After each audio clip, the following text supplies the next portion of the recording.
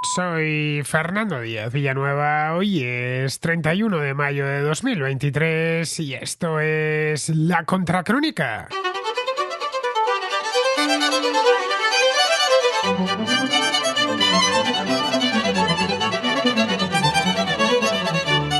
Las elecciones municipales de este domingo trajeron bajo el brazo unas elecciones generales que se celebrarán el próximo 23 de julio, es decir, dentro de un mes y 3 semanas.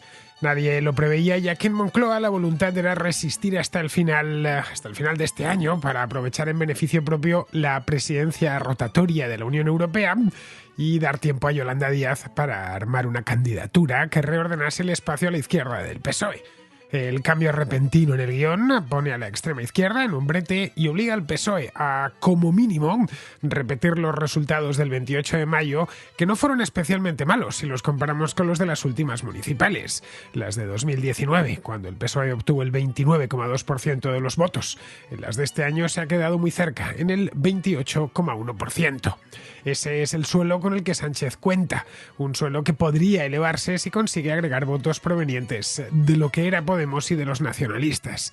Una operación semejante hizo José Luis Rodríguez Zapatero en marzo de 2008 y no le salió mal del todo. 10 meses antes, en 2007, había perdido las municipales, pero consiguió ganar con contundencia a las generales, apropiándose de buena parte del voto que se situaba a su izquierda. En aquel momento, tanto Izquierda Unida como los nacionalistas vascos y catalanes transfirieron votantes al PSOE. Izquierda Unida quedó de hecho reducida a la mínima expresión en las Cortes, con solo 2 diputados. Pero no hay 2 elecciones iguales. Algunas cosas importantes han cambiado en el mapa político español en los últimos 15 años. En 2008 Andalucía era el gran granero de votos del PSOE, hoy ya no lo es. En estas municipales el Partido Popular no ha llegado al 40% en Andalucía, se ha quedado en el 38%. Si le sumamos a Vox, entre ambos sumarían el 46% del voto.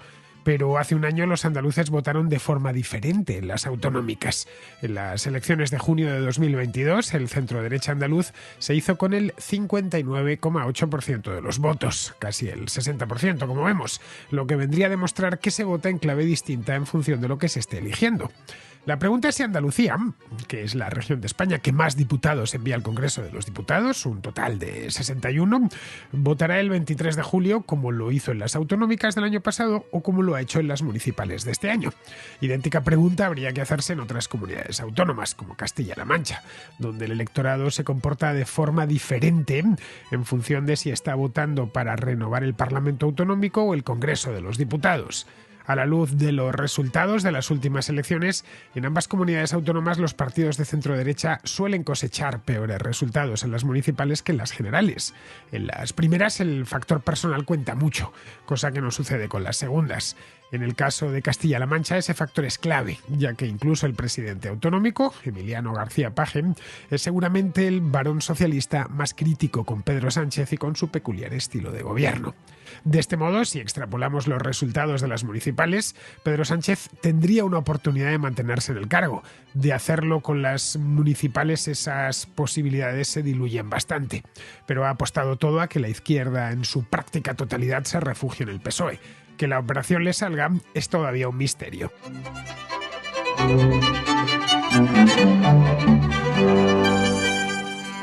Hace algo menos de un año, el 19 de junio de 2022, se celebraron elecciones autonómicas en Andalucía. Juan Manuel Moreno Bonilla optaba a la reelección tras haber gobernado 3 años y medio gracias a un pacto con Ciudadanos. Moreno es el primer presidente del PP en Andalucía en toda la historia de una autonomía como es la andaluza, que siempre ha sido el principal granero de votos del PSOE. Allí los socialistas gobernaron ininterrumpidamente durante casi 40 años. Desde 1982 ganaron todas las elecciones autonómicas, muchas de ellas con mayoría absoluta. Solo hubo una excepción, las elecciones de 2012, que las ganó el PP, pero las ganó por muy poca diferencia, apenas un punto porcentual. Venía el PP de haber ganado en las elecciones con mayoría absoluta, las elecciones generales, las que ganó Mariano Rajoy el 20 de noviembre de 2011. Las elecciones de 2012 en Andalucía fueron unos meses más tarde, muy poquito, creo que fue en febrero de 2012, y ahí ganó el PP, pero ya digo, por poquísimo. Eso permitió al que el PSOE de José Antonio Griñán y la Izquierda Unida de Diego Valderas acordasen un gobierno de coalición. En En 2015 volvió a ganar el PSOE y en 2018 también volvió a ganar el PSOE. Pero esta vez el candidato popular, que había quedado segundo, sí tenía números, sí le daban los números para gobernar gracias a un acuerdo con Ciudadanos y el apoyo de Vox en la investidura. Se pensó entonces que era algo temporal, que no tendría continuidad, una de estas carambolas que de vez en cuando se producen, que a los 4 años regresaría por todo lo alto el PSOE al poder. Pero no fue así. Juan Manuel Moreno Bonilla ha conseguido convertir a Andalucía en algo parecido a un feudo del Partido Popular. Las elecciones del año pasado las ganó con mucha autoridad, dejando al PSOE pues a casi 20 puntos de distancia. Una auténtica barbaridad, algo directamente impensable hace unos años. El Moreno Bonilla consiguió el 43% de los votos frente al 24% de los socialistas. En esas elecciones, la suma de los partidos de centro-derecha, es decir, el PP, Vox y Ciudadanos, o lo que quedaba ya de Ciudadanos, obtuvo un resultado histórico, casi el 60% de los votos, el 59,8% de los votos, dejando a los 3 partidos de izquierda, con los que obtuvieron representación por lo menos, el PSOE por Andalucía y Adelante Andalucía, que eran 2 spin-offs de Podemos, enfrentados entre ellos, por cierto, pues les dejaron un poco más de un tercio de los votos. Algo, como digo, simplemente inimaginable. Solo 3-4 años antes. Bueno, ¿qué digo? Solo un año antes hubiera sido ya difícil de pronosticar algo así. Este año, en cambio, con las municipales, la victoria del PP no ha sido tan arrolladora en Andalucía. Ha ganado en todas las capitales de provincia, con la excepción de Jaén, que es la única, en algunas con mayoría absoluta, pero en toda la región se ha quedado en el 38%, 5 puntos menos que en las autonómicas. Pero no son lo mismo unas elecciones regionales que unas elecciones municipales. Creo que hasta ahí todos estamos de acuerdo. No se vota exactamente de la misma manera. En las primeras se elige a un solo candidato, el presidente autonómico, el que quiere ser presidente autonómico, y en las segundas, en Andalucía concretamente, que es de lo que estoy hablando, se elige a 785 candidatos, que son los municipios que hay en Andalucía, 785 candidatos por partido. Ahí el factor personal importa. En las municipales se vota a menudo a la persona y no tanto al partido. No importan en muchos lugares, no importan especialmente si son de tamaño mediano o pequeño, no importan tanto las siglas como la persona que las está encarnando. Es más, en ciertas ocasiones esa persona se cambia de partido y se lleva con él a los votantes. En el caso de las autonómicas no funciona tan así, y sobre todo en autonomías grandes como es el caso de Andalucía, que es una autonomía gigantesca de tamaño, tiene pues casi el tamaño de Portugal y unos 8 millones de habitantes. Pero en el tema municipal, en esto nos comportamos los españoles, y entiendo yo que el resto del mundo de manera muy parecida. Hay gente en España que vota al PSOE en las municipales, qué sé yo, y al PP en las generales y viceversa. Por eso suelen diferir ligeramente los resultados entre unas elecciones y las otras. La extrapolación es arriesgada, como podemos ver, más aún tratándose de una región, ya digo, tan grande y tan poblada como Andalucía, que envía al Congreso nada menos que 61 diputados. El Congreso tiene 350, así que estamos hablando del 17,4% de la Cámara. Son diputados provenientes de las circunscripciones andaluzas.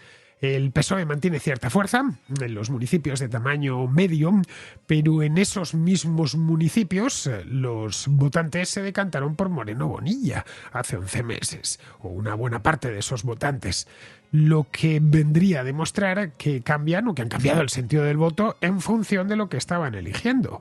Si extrapolamos los resultados de las municipales a las generales, nos encontraríamos con que de los 61 escaños que corresponden a la región, y este cálculo es relativamente fácil de hacer, pues unos 31 irían al PP, 25 al PSOE, 3 irían a Podemos /Sumar, a ese espacio más o menos, y unos 2 para Vox. Vox es el tercer partido más votado a escala autonómica.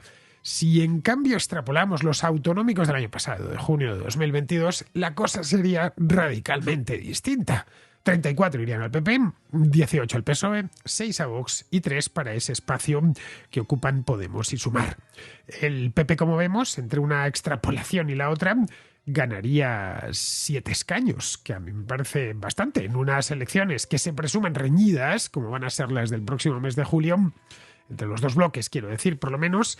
Esos 7 escaños pueden hacer la diferencia. A escala nacional, Si extrapolamos los resultados de las municipales, estamos hablando ya de toda España, no solo de Andalucía, el PP se haría con 139 escaños, que sería casi lo mismo que obtuvo Rajoy en las elecciones del mes de junio de 2016. Obtuvo, creo que fueron 137, frente a los 120 del PSOE. Vox se quedaría con un 7% de voto nada más, es decir, unos 15 diputados más o menos. El 7% de voto es lo que te dio Vox en estas municipales. Unos 15 diputados, eso está muy por debajo de lo que tiene actualmente, que son 52 escaños y un 15% del voto. Ha tenido la mitad exactamente del voto, para que veáis la diferencia que hay, si vamos a unas o vamos a las otras. Habida cuenta que Vox desde entonces o se ha mantenido o ha crecido en las autonómicas que se han ido celebrando en distintas comunidades autónomas. Llegó a entrar incluso en la comunidad autónoma vasca, entró con un escaño, creo recordar, por Álava, hace de esto ya pues va para 3 años, también en Cataluña, en el Castilla y León está gobernando, en fin, que es un partido que irrumpió precisamente en Andalucía en diciembre, irrumpió en las cámaras, el partido ya existía desde 4 años antes, pero irrumpió como en las instituciones hace 4 años, poco más de 4 años, 4 años y medio, fue entonces cuando entró, y desde entonces, si bien no ha hecho un crecimiento espectacular y se ha colocado en una estimación de voto de, qué sé yo, el 30%, sí se mantiene, sí ha mantenido esa esperanza de voto que va del 10 al 15% aproximadamente. Bien, parece poco probable que bajen hasta el 7% en las próximas generales. En resumidas cuentas, es decir, que tengan menos en estas generales, la mitad de lo que tuvieron en las anteriores. En resumidas cuentas, los resultados autonómicos son más útiles para extrapolar que los municipales. No sucede en todas las regiones, pero sí en Andalucía. En noviembre de 2019, y ojo, Andalucía es importante porque ya digo, es la que más escaños envía. En noviembre de 2019, el PSOE obtuvo a escala nacional el 28% de los votos, los mismos que en las autonómicas andaluzas de diciembre de 2018. El Partido Popular, por su parte, obtuvo el 20%, tanto en las generales como en las autonómicas. Ahí sí que los datos de ambas encajan. Los resultados, ya digo, fueron calcados. Pero no sucedió lo mismo con las municipales de mayo de 2019, que tuvieron lugar justo entre medias de regionales y nacionales. Ahí el PSOE obtuvo el 29% y el PP el 22%. Si cambiamos de comunidad autónoma y nos vamos a Castilla-La Mancha, que sigue siendo un feudo socialista, bueno, es la única comunidad en la que gobernarán con mayoría absoluta, por poco, cierto es, por los pelos, por un puñado de votos, unas centenares de votos, pero gobernarán con mayoría absoluta. Nos encontramos con que el PSOE ha ganado con un 45%. Un 49% si sumamos a Podemos, que se ha quedado fuera del Parlamento regional. El centro-derecha ha obtenido un 47%. Ahí el factor personal del presidente actual, y el presidente actual que ha revalidado el cargo, que es Emiliano García Paje, sí que ha contado. Ya que si nos vamos a las elecciones generales de noviembre de 2019, ojo, en un momento muy diferente, con el PSOE ganando en todo el país, en Castilla-La Mancha ganó el centro-derecha. El PP y Vox se hicieron con el 56% de los votos y 12 de los 21 escaños que las provincias de Castilla-La Mancha enviaron al Congreso. Esto nos viene a decir que los castellano-manchegos prefieren a Paje antes que a Sánchez. Nótese que Paje, y esto es importante, es el varón socialista más crítico con el sanchismo. En Castilla y León sucede algo parecido a lo de Andalucía. La región envía un total de 31 diputados. En 2019 Castilla y León es más grande que Andalucía desde el punto de vista de superficie, pero está mucho menos poblada, de ahí que envíe menos diputados. En 2019, 19 de estos diputados fueron para PP y Vox y 13 para el PSOE. Recordemos que esas elecciones fueron especialmente malas para el PP, de las peores de su historia, solo superadas por las de abril de ese mismo año. Pero en Castilla y León tenemos un precedente posterior. Hubo elecciones autonómicas en febrero de 2022. No es mucho, hace algo más de un año. Ahí el centro-derecha, es decir, PP, Vox y Ciudadanos, obtuvo el 53,5% de los votos, mientras que el PSOE y Podemos se quedaron en el 35%. Las municipales, en cambio, nos cuentan una historia diferente. En las del domingo, las de este domingo, Partido Popular, Vox y Ciudadanos se quedaron en el 49%, mientras que PSOE y Podemos obtuvieron el 34,7%, es decir, prácticamente lo mismo que en las autonómicas. En Castilla y León, y esto también es importante conocerlo, hay mucho partido independiente que se presenta solo por una comarca, como el Bierzo puede ser, o por municipios sueltos. todo indica que la mayor parte de los votantes de esos partidos votan al centro-derecha en las autonómicas y en las generales, pero a esos partidos en las locales. Como vemos, extrapolar los resultados de las municipales es, como os decía al principio, es algo muy arriesgado, ya que son las elecciones menos extrapolables de todas. Pero es a eso mismo a lo que se ha encomendado Sánchez, seguramente porque no tiene otra cosa a la que agarrarse y quería, pues quién sabe, esto evidentemente no se lo ha confesado a nadie, aunque ya la prensa ha empezado a publicar algunas exclusivas en las que han hablado. Evidentemente los periodistas han hablado con gente proveniente del núcleo duro del poder y al parecer lo que quería era eso mismo, quería evitarse problemas dentro del PSOE durante los próximos 6 meses. En fin, se la va a jugar, como ya ha hecho otras veces, pero esta vez la apuesta es, al menos a mi juicio, demasiado alta.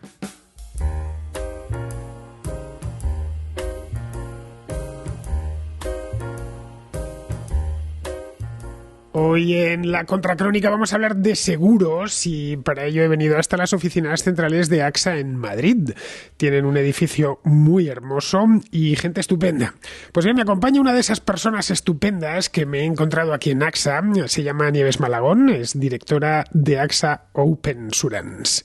Ahora os explicamos más sobre este término. Esta es una plataforma aseguradora, obviamente, no olvidéis que estamos en AXA, vinculada al ecosistema emprendedor. Nieves es licenciada en Derecho por la Universidad de Granada, una licenciatura que adorna con un máster en Comercio Internacional por la Universidad Complutense y un curso en Marketing Estratégico por el IES de la Universidad de Navarra. Es una mujer, como se decía en mi juventud, sobradamente preparada. Trabaja en AXA desde hace ya casi 20 años y se encarga desde hace algo más de un año de la dirección de AXA Opensurance, un término que os sonará un poco a chino, pero que al término de esta conversación no tendrá secretos para vosotros. Muy buenas, Nieves, ¿cómo estás? Muy buenas, Fernando, fenomenal. Bueno, antes de nada, antes de empezar, ¿qué es Opensurance? ¿Qué es Opensurance? Pues es una plataforma abierta, la que, bueno, pues colaboramos con compañías aseguradoras y fundamentalmente con Insurtech y con Startup. Un insurtech, claro, es que nos estás empezando a poner aquí términos encima de la mesa que a los legos, como es mi caso, y como entiendo a buena parte de la audiencia, pues nos suenan un poco, no sé si a chino, pero sí a inglés, inglés de gente importante. ¿Qué es eso de insurtech? A mí me suena un poco como a fintech, ¿no? Es bastante parecido a la fintech y bueno, vamos a hacer lo que se entienda y que sea muy facilito. Podemos decir que es una empresa que mezcla la tecnología con los seguros. Y bueno, pues yo creo que es la forma más sencilla de entenderlo. Al final son empresas, son startups, son emprendedores que lo que hacen es desarrollar iniciativas aseguradoras, pero con un componente tecnológico muy importante.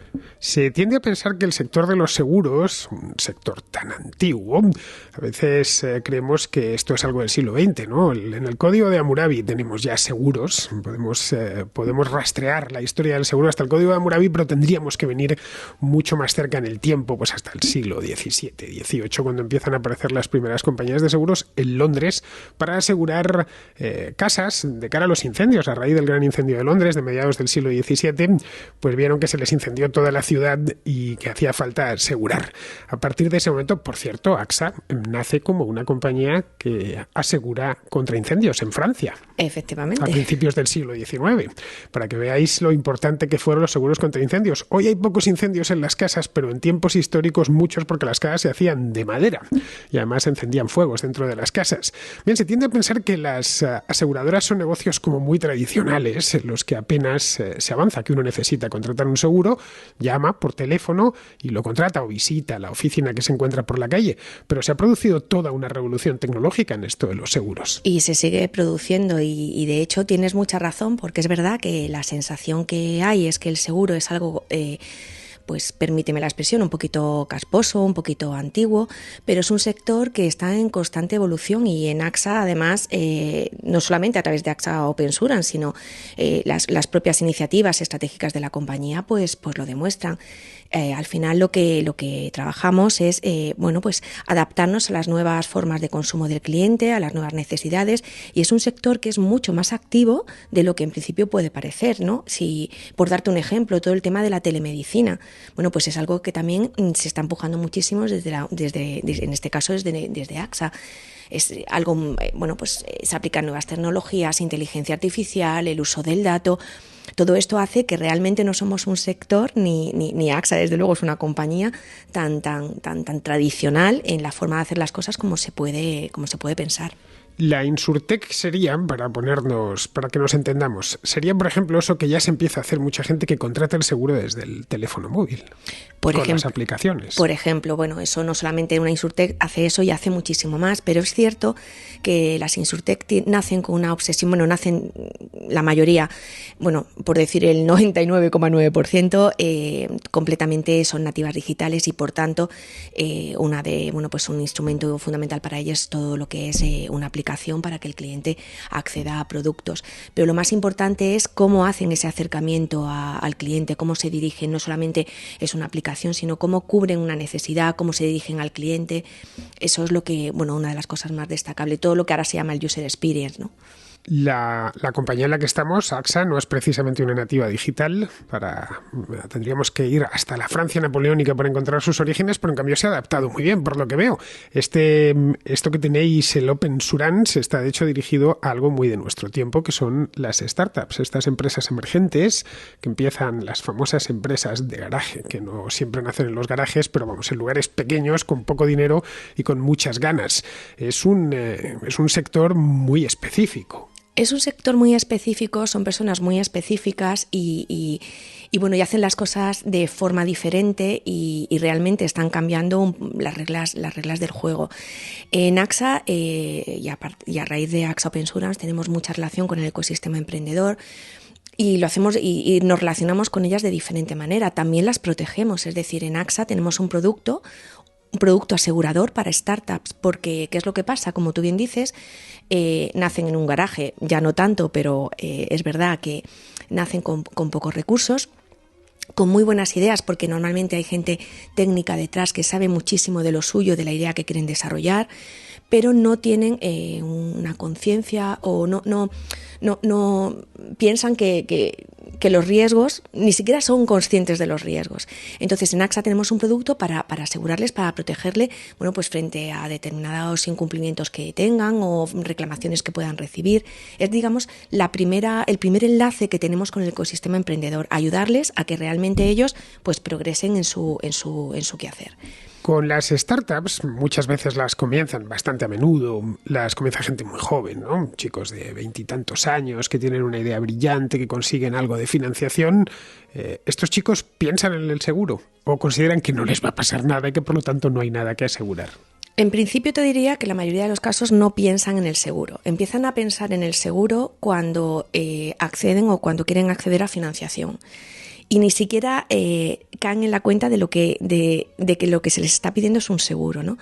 Es muy normal cuando en una ronda de financiación que se les pregunte, oye, si pasa algo, ¿quién responde de esto? Ellos en ese momento ni siquiera son conscientes de que lo que se les está pidiendo es un seguro. Entonces es una labor que nosotros sí que hacemos, porque además entendemos y comprendemos muy bien el ecosistema y somos parte del ecosistema, estamos reconocidos en el ecosistema emprendedor como un actor importante. Y entonces es algo que hay que seguir trabajándolo, porque ellos tienen también responsabilidades en el desarrollo de su proyecto. Vamos a ponernos con un caso. Un caso, no hay nada mejor que el relato de personas de carne y hueso. Venga, va. Vamos a ponernos con alguna startup que tú conozcas, no hace falta que digas el nombre, pero ¿qué tipo de seguros han contratado? A ver, en el caso de la startup que nace, el seguro que contratan, por ejemplo, es el producto de startup de AXA.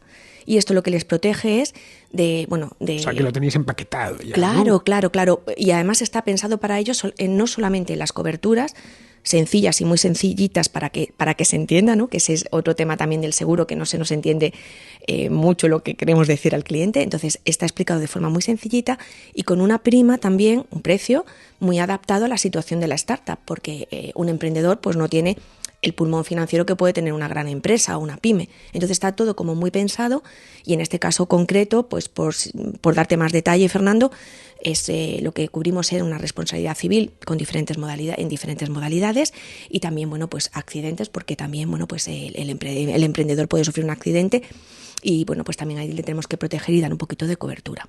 Me contabas hace un rato, mientras tomábamos un café, que bueno, que habías estado en el IES, temas relacionados con el ecosistema emprendedor, con el que tienes mucha relación, según veo, no solo profesional, sino también cierta implicación personal. ¿Cuál es el retrato del emprendedor startupero, por utilizar este neologismo en España, del emprendedor emergente? Porque tenemos muy claro, yo creo, a través de la publicidad de las películas, el estadounidense, que es ese chico jovencísimo, a veces adolescente, que en el garaje de casa de sus padres en Palo Alto o en la bahía de San Francisco se monta una startup. Pero claro, estamos en España, no lo olvidemos. Aquí garaje, lo que se dice garaje, pues a lo sumo uno comunitario y si no aparcamos en la calle. ¿Cómo es el emprendedor? ¿Cómo es el startupper español? Pues mira, el emprendedor español no es tan joven como se piensa, ¿vale? De hecho, se ve que la edad media del emprendedor es más alta de lo que nos podemos pensar. Sí que los hay, pues chicos jóvenes con ideas brillantes y bueno, existen. Pero sí que es verdad que el emprendedor español pues tiene una media de 30 años, entre 30 y 40 años. Empieza a aparecer también, bueno, pues la figura de la emprendedora que emprenden, las mujeres emprendemos más tarde. Nos cuesta más emprender, pero es verdad que el negocio que emprenden las mujeres son más duraderos en el tiempo o fallan menos que o sea, nos cuesta más emprender, pero luego lo hacemos con mayor tino, duran más. Y esto te diría del perfil, vamos, el perfil del emprendedor español, pues perfiles tecnológicos, perfiles humanitarios que también que han estudiado humanidades, son perfiles que también se están integrando mucho en las startups en España, porque no olvidemos que con todo el tema del machine learning, la inteligencia artificial, se requieren no solamente ingenieros y perfiles tecnológicos, sino que también se precisan perfiles que hayan estudiado humanidades o que sean conocedores de las humanidades, ¿no?, para desarrollar todas estas nuevas tecnologías. Y cada vez el emprendedor español tiene menos complejo respecto del americano. Y es que hay muchísimo talento en España, lo saben, y bueno, pues van cada vez más sacando pecho. También es cierto que el emprendedor ahora ya sabe mucho más, el ecosistema ha evolucionado en los últimos 15 años ha evolucionado muchísimo. Y ya un emprendedor que empieza con mucho más sentido. Desde el principio de la startup ya te hablan de su propósito, de su visión. Entonces es un emprendedor más maduro. Si una empresa de estas emergentes llega con necesidades muy específicas, tenéis el paquete startup, pero le podríais diseñar un seguro a la medida. Siempre podemos diseñar un seguro a la medida, porque de hecho en AXA una de las ventajas de AXA es que somos compañía generalista, trabajamos muchísimas disciplinas y tenemos grandes expertos en diferentes ramos de seguro, ¿no? En diferentes ramos de seguros, bueno, pues en RC, daños, incendios, bueno, en todo lo que nos podamos imaginar. Entonces, eso se puede hacer. Lógicamente, bueno, pues también por motivos de negocio tenemos que atender un poco a la eficiencia del negocio. Entonces, caso por caso, bueno, pues depende del caso, se puede hacer o no se puede hacer, ¿no? La Contracrónica en cierta medida es una startup, no es una startup de garaje, sino de buhardilla. Y a mí en alguna ocasión me han dicho, deberías asegurarte la voz, Fernando, porque como la pierdas, adiós el trabajo. ¿Cabría la posibilidad de que se asegurase mi voz, como Fernando, los futbolistas se aseguran las piernas? Pues Fernando, tenemos que verlo, a ver si hacemos negocios. ¿Existe esa posibilidad? Existiría la posibilidad, claro. Son riesgos muy complejos porque no son riesgos fáciles. Aunque seas un emprendedor, el riesgo puede entrañar una complejidad de lo que se está cubriendo, como sería pues el caso de una voz, el caso de las piernas de un futbolista, de ciertas de profesiones que necesitan mucho de algo específico. Entonces es verdad que son riesgos que hay que mirar caso a caso. Y te digo, bueno, pues hay que valorarlos. Bueno, AXA lleva 200 años asegurando todo tipo de cosas.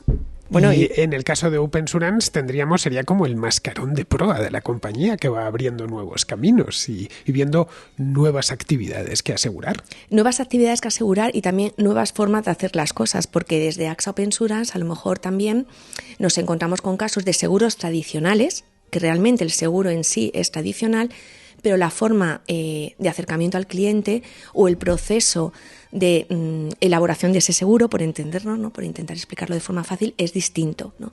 Lo digo porque cuando se habla a lo mejor de innovación, no todo no todos son fuegos artificiales, sino que también esto pasa mucho por lo que es tradicional, hacerlo de otra manera, desarrollarlo de otra manera.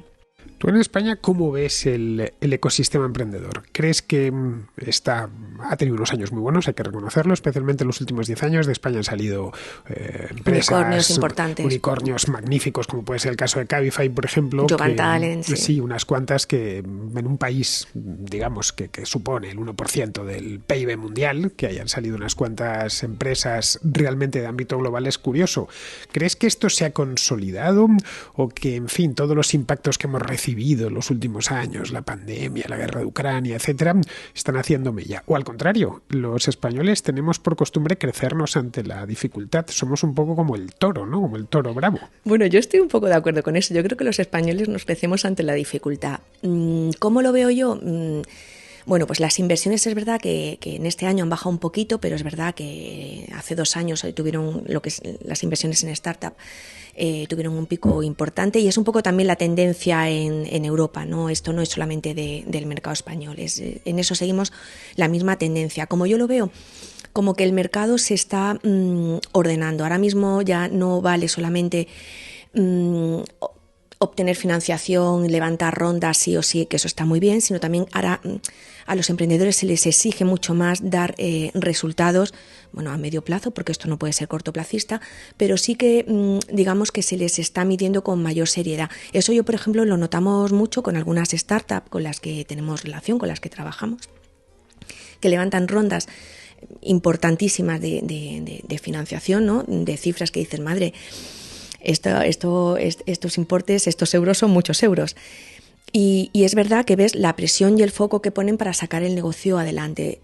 Como resumen te diría pues que el ecosistema emprendedor está adquiriendo madurez. Y también un poco relacionado con lo que te decía antes, el emprendedor español se está viniendo arriba porque es verdad que hay gente muy buena. Ya no solamente es el referente a Estados Unidos, ¿no? Hay gente muy buena.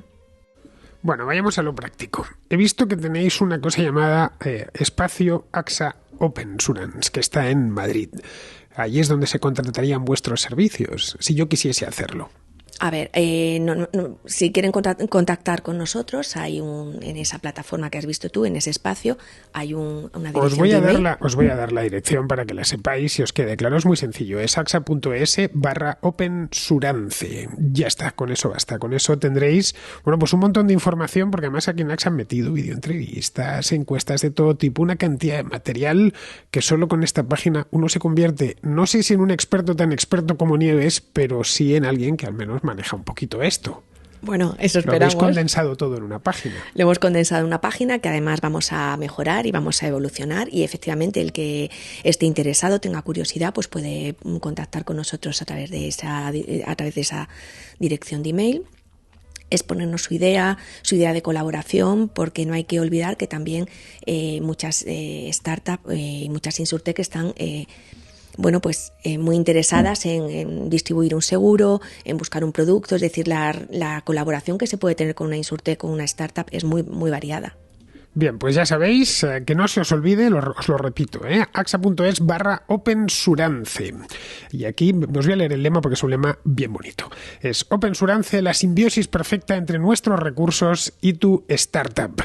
La startup, ya sabéis, es esa empresita que o habéis montado o estáis pensando en montar, que le estáis dedicando muchas ganas y que necesita, por cierto, y esto no se suele pensar, que aseguréis un montón de actividades. Los seguros son fundamentales, que a veces no se suele tener en cuenta, especialmente entre la gente que empieza. El seguro es el que hace que una empresa se convierta automáticamente en una gran empresa, debidamente asegurada. A mí hay una cosa que siempre digo, siempre, y es la importancia de la labor social del seguro, que tampoco somos conscientes de ello. Y también es una labor social para la startup, es fundamental, porque cuando te ocurre un siniestro y una desgracia gorda, gracias al seguro, una empresa es capaz de remontar su actividad y un emprendedor también.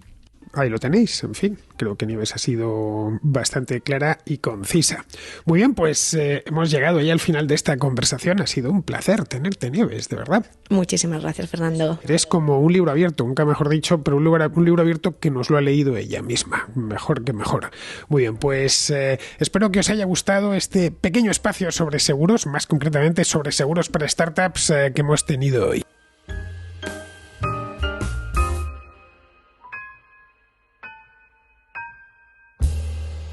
Espero que os haya gustado la entrevista que he hecho a Nieves Malagón de AXA Seguros en este espacio que he introducido hoy.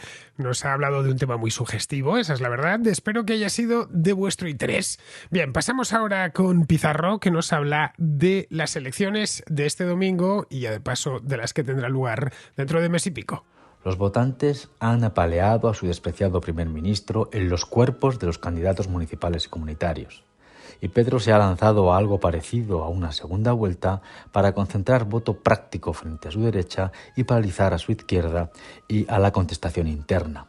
El ciclo ha cambiado y Pedro probablemente saldrá del gobierno y, pese a que su ego sufrirá, no pagará por sus pecados en materia sanitaria, institucional, económica, terrorista, sedicionista, africana, de corrupción y de crispación social. Un cordial saludo de Pizarro. Y hasta aquí, queridos amigos, llega la contracrónica de hoy, último día de mayo. Mañana será el 1 de junio y aquí estaré de vuelta. Hasta mañana.